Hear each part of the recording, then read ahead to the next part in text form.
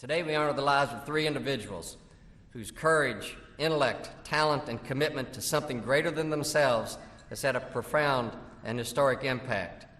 And they are described by their nominators as trailblazers and heroes, as one who inspires others through his ability to capture emotion, spirit, and expression in his art.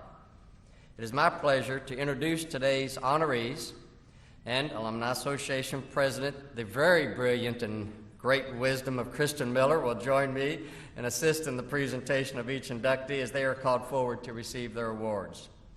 And we're going to start with Russ Faxon. Sit right there, Russ. Just sit right there. You're going to enjoy this.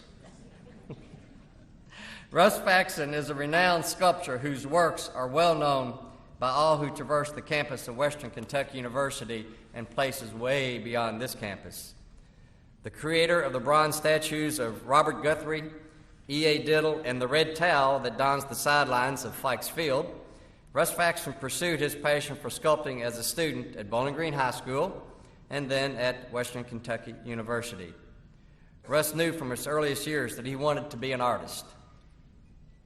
In a feature article that appeared in his hometown of Bell Buckle, Tennessee, love that name, great name, Bell Buckle, Tennessee. In 2005, Russ said that WKU gave him a place to evaluate his work and to find out whether or not it would be any good. And I think we know the answer to that question, Russ. It is not only good, it is outstanding. You have indeed risen to the top of your profession as an artist and as a sculptor. Russ has 26 public commissions, and his bronze statues, ranging from life-size to table size, have been exhibited around the world. Russ's works are easily recognized because they are so realistic, and each piece captures the humanness in its subjects, their expressions, their emotions, and its spirit. And I've been involved with Russ on 3 different projects that are on our campus right now, and I can tell you his attention to detail and his resolve to get it right and capture the emotion and the spirit of his subject is unparalleled. You can see Russ's work that reflects the life of Minnie Pearl, Chet Atkins, Roy Acuff, and what may be the best one yet, what will be unveiled this spring as we open the Augustine Alumni Center. You will see a bronze sculpture by Russ Faxon of Big Red, who may be the most famous individual that he has sculpted today. So please turn your attention to the screens and let's learn more about Russ Faxon and his inspirational works. His carefully crafted bronze sculptures are found all over the world, where they're lauded for their precision and interpretation. But this skilled craftsman approaches his work in much the same way he approaches life, with a light heart, a keen sense of humor, and gratitude. I believe there's a positive sort of energy that goes on within us. We know what we're supposed to do. You know, our heart tells us we need to be doing this. And if we follow that, and not necessarily follow what our mind tells us, then God just kind of provides that means and that method. Born and raised in Bowling Green, Kentucky, Faxon found his artistic voice during high school and planned to study art on a football scholarship to Memphis State. But he chose art over sport and instead attended Western Kentucky University, where art department mentors like Ivan Schiffendecker and Chuck Forrester nurtured Faxon's big talent. It was really my home at Western. I mean, when I had spare time, I was in the sculpture department. And Chuck was very influential because he was always encouraging, and he allowed me to do what I really wanted to do. They have designated courses to learn certain things and be exposed to certain things in the sculpture field. Well, I didn't exactly follow that curriculum.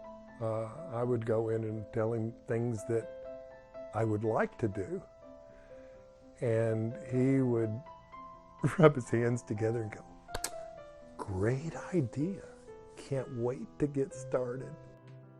Being very tactile and very physical, I like moving and manipulating. And so the clay was a natural sort of fit for me because I could see it and I could feel it and know that after I was finished, it was something that others could feel and touch and experience, where you can't reach into a painting and feel the softness of cloth or an expression on someone's face. But with sculpture you can, and so that's why I love doing it. Faxon graduated with a bachelor's degree in art education from WKU in 1973 and taught for 2 years in Nashville, Tennessee.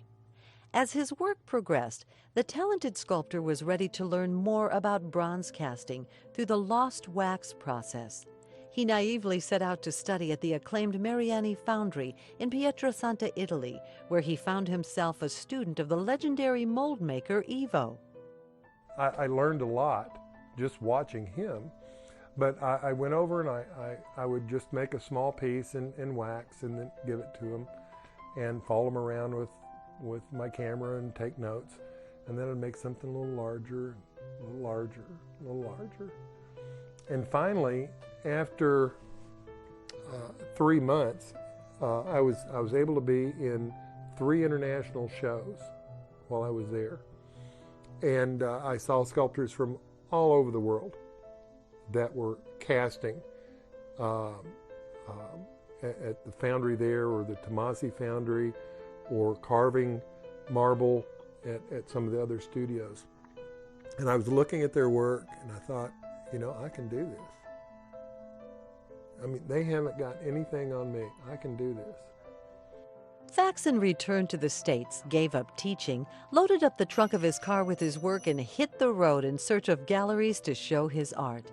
He began to make a name for himself. Now, throughout the United States and Europe, Faxon's works grace personal interiors and public spaces, ranging in size from tabletop models to monumental figures.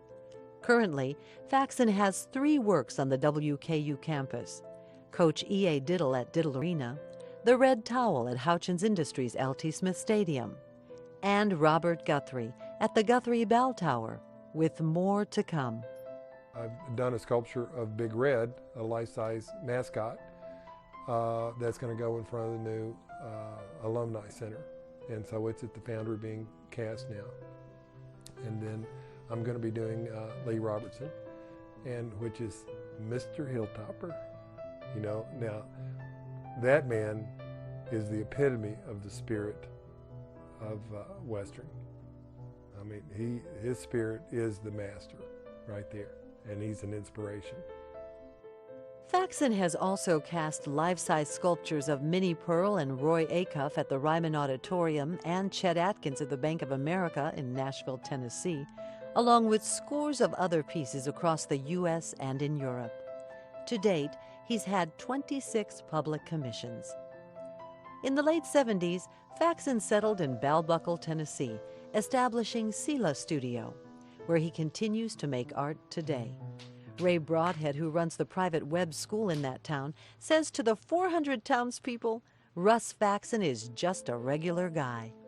There's just this sort of creative genius, yet at the same time there's a real warm person there. You know, sometimes artists get very crotchety and want to be alone and all those things, but he's not that kind of person at all. But he has such talent, such amazing talent. There's so many diverse pieces of his all around this area of Nashville and Bell Buckle and everywhere, and it's incredible talent, but yet he's approachable.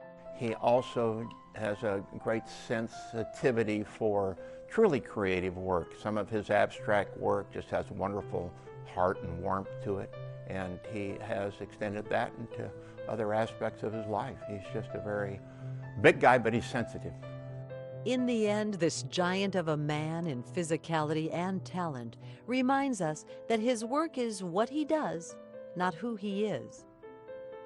What is sacred is relationships. That's what carries on.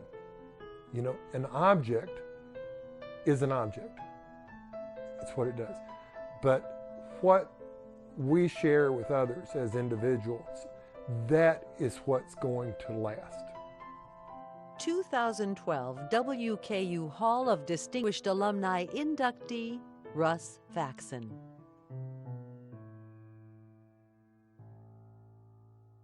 Oh, it is so good not being able to see everybody here because of these lights.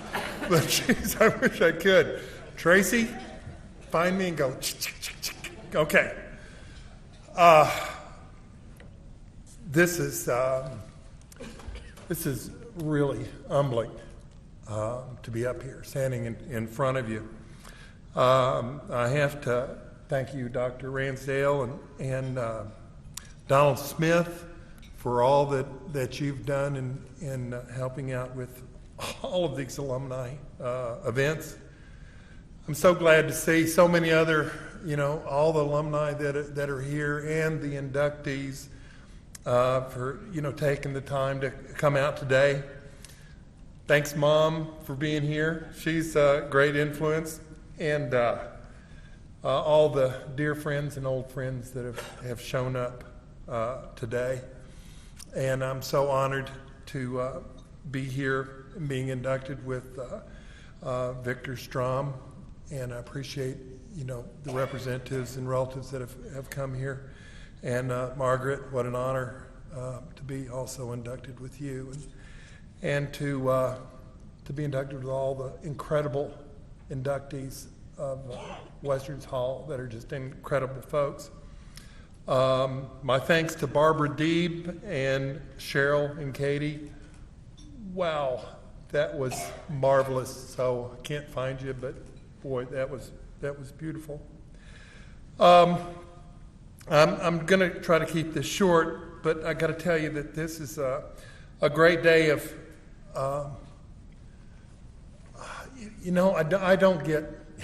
We don't get honored.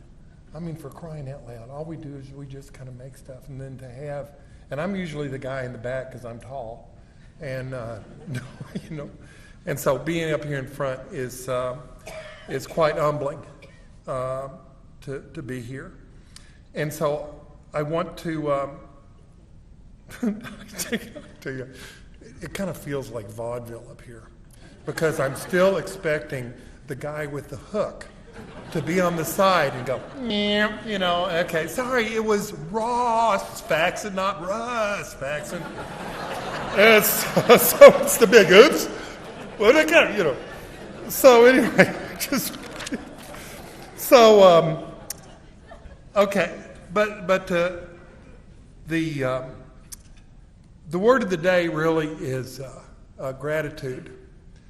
Gratitude for all those people that have helped me throughout my career, from when I was in grade school, and our teacher saying, "What do you want to do in life?" And I said, "What do you do in the 7th grade? You think about girls and basketball and girls. That's about it, isn't there? Not a career." But he said, "You need to go into art," and so that's what I did. And up at Western, with the likes of Ivan Schiefendecker, my sculpture instructor, Mr. Forrester, and Leo Fernandez, and so many and they were great. I got to tell this brief little story. Is my painting instructor was Ramal Rao, and he was a little Indian guy, and he always smoked this pipe. So I'm in the painting one day in the painting room, and he comes up and he's looking at my painting and he says, very interesting. Not very good, but very interesting. He said, he put his hand on my shoulder and he says, "You're in sculpture, aren't you?" I said, "Yeah." He said, "That's a good place for you." And so, I followed his instructions as well, and I stayed there. And I got to tell you, my family really wasn't very understanding of being a sculptor and being in art. And most of my family are in business. They do normal things, not make art. Gosh, art? What do you do with art? And so I remember at Thanksgiving, after I'd had a couple of nice commissions that were at the Tennessee State Museum, Mike Fitz will remember this sculpture of this naked woman that no longer the state will commission naked people. But anyway, I'm not going to tell you the story about that. But in any case, at Thanksgiving, my uncle said, after dinner, he said he was in insurance. Everything is dandy when you insure with Tandy, State Farm Insurance. You remember that? A few people of you do. But in any case, he said, come on out. I'm going to show you this burned out building. Boy, can't wait for that one. So went out, showed me around the burned building, and I'm going, yeah, this is great. Boy, I can't wait to see more of these. And he said, I guess you really realize that I really didn't come out here to show you this burned out building. And I thought, well, I haven't been arrested and I haven't, been found in a ditch, so I guess there must be something here. And he said, well, I just want to tell you, we're real proud of it. We don't understand what you're doing, but you seem to have some success. You love doing it. And so he gave me a $50 bill, 2 State Farm coffee cups, and a keychain. And it meant more to me than anything, because it just kind of gave me confirmation that says, you're okay. You're okay. And so in that,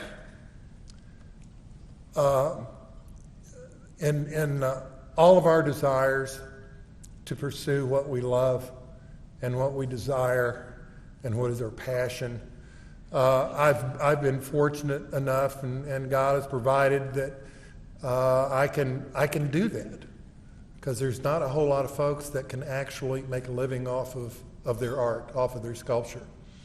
And that's been a provision for me that God has made. It sure isn't because of my marketing skills, I can tell you that. But I just want to continue to, just to thank you for this recognition to the Alumni Association and being inducted here. And this is, the greatest thing that could really ever happen to me, and being recognized by my alma mater, and to be with such an incredible group of individuals that are inducted here. I mean, these are wonderful folks. Me? I don't know. But thank you. Thank you all. Thank you, President Ransdale. And thank you for coming out today.